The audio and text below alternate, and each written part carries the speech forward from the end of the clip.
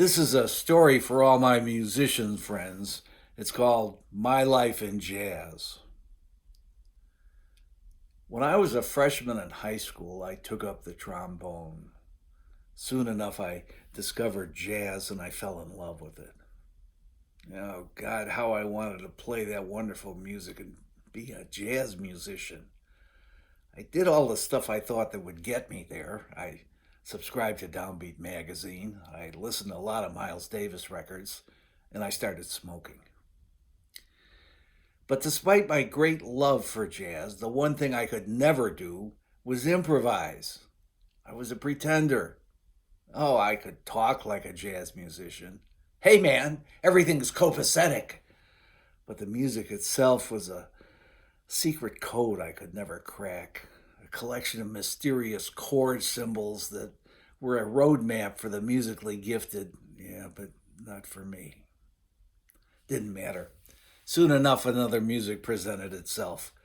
When I was a sophomore in college, I heard for the first time a live performance of the Chicago Symphony.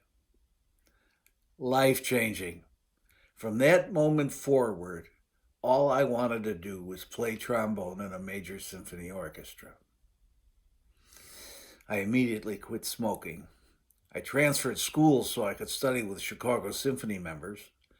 And for a couple of years, I went to every Friday afternoon concert at Orchestra Hall.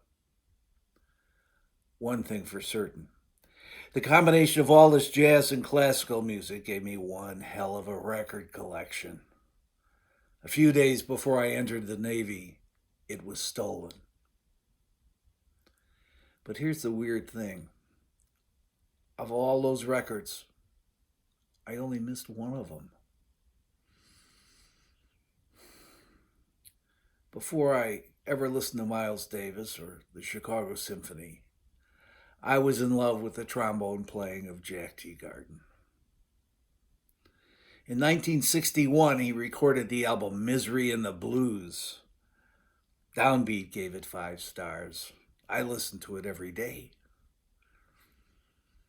My records were taken in June of 1968. The country was torn apart with the Vietnam War, and I was headed into military service. But for a while, I didn't care about any of that.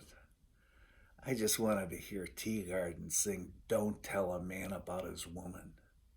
And when he'd finish singing, he'd pick up his trombone and he'd play a solo that was stunning in its simplicity and its elegance. That one album meant more to me than anything I ever owned, and now it was gone. I couldn't find another one anywhere. Time went by. I spent 4 years in the Navy playing in different Navy bands. And when I got out, I still had symphonic aspirations. But I was going toe to toe with life. I was married and had a young son, and no real regular employment. In the mid 1970s, I pinned my hopes on the New York Philharmonic. Me and 300 other guys went out there to audition for a single trombone opening. Oh, I played symphony auditions before. I never won any, never even made the finals, but you know what they say, hope springs eternal. I was so broke I had to borrow money from my mother for airfare, and I scraped together a few bucks of my own. And late one night, I walked into the hotel across the street from Lincoln Center. The desk clerk looks up and sees me standing there with my trombone case. Hey, he says, who's your favorite trombone player?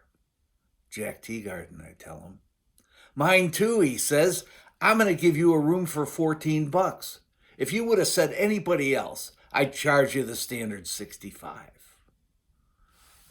This I thought was a good omen.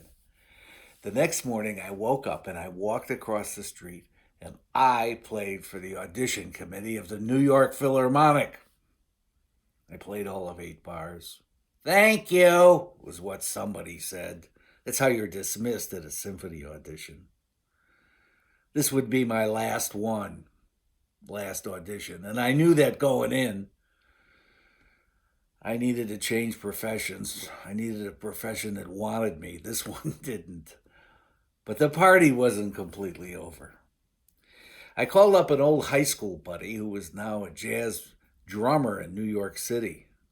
He takes me to a place where musicians hang out.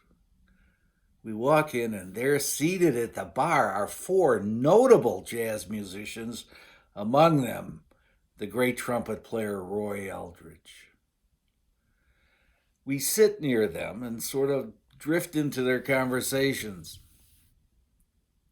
I tell them about my stolen Teagarden album, and Roy Eldridge himself tells me about a guy who has a warehouse full of hard to find records. If he doesn't have it, nobody does, he said. I then relate the story of my ill fated New York Philharmonic audition and how now it was time to abandon music and find something I could actually earn a living at. Dreams die hard, one of the men said. Roy Eldridge leaned over and whispered, "You know, in this life, you just gotta do what you gotta do." I stayed there with those men for a couple more hours, drinking and talking and listening to their stories. When it was time to leave, all four men got up and came over to me and shook my hand, wished me well with my future. That night, I found the guy with a warehouse full of records, and he had it. He sold me Jack Teagarden's Misery and the Blues for $15. I tucked it under my arm and I headed home to my wife and son in Chicago. Not long after, I officially abandoned the dream. I sold my horn and got on with life. All that took place about 45 years ago. But I still have that Teagarden album.